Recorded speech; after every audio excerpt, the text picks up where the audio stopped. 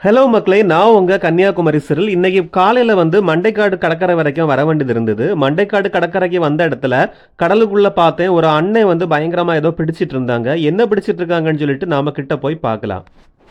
கடல் மணல்ல கை வச்சு பரண்டி பரண்டி எதையோ தேடி தேடி எடுத்து பிடிச்சு அந்த பைக்குள்ள போட்டுட்டு இருந்தாங்க. பைய வந்து வாயில கவ்வி வச்சிருந்தாங்க. அவங்க பண்றது ரொம்ப டிஃபரெண்டா இருந்தது. என்ன வெரைட்டி மீனா இருக்கும்னு சொல்லி நானும் ஆவலோட கிட்ட போய் பார்த்தேன்.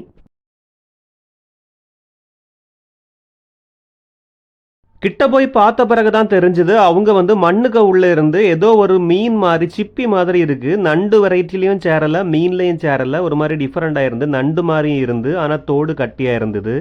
அதைத்தான் பிடிச்சு பிடிச்சு அந்த கூடையில போட்டுட்டு இருந்தாங்க. கடல் வேற ரொம்ப ஆக்ரோஷமா சீற்றமா இருந்தது. ஆனால் அவங்களும் அவங்க வேலையில ரொம்ப ஸ்பீடா இருந்தாங்க. ஒரு அரை மணிக்கூர்ல எல்லாம் ஒரு பை நிறைய பிடிச்சிட்டு கிளம்பிட்டாங்க. அப்போதான் அந்த அண்ணன்ட்ட கேட்டேன், இதுக்கு பேர் என்னதுன்னு. உடலுன்னு சொன்னாங்க. இது வந்து கடல்ல மீன் பிடிக்க போறதுக்கு இறைக்கு வேண்டி எடுத்துட்டு போறேன் அப்படின்னு சொல்லி சொன்னாங்க.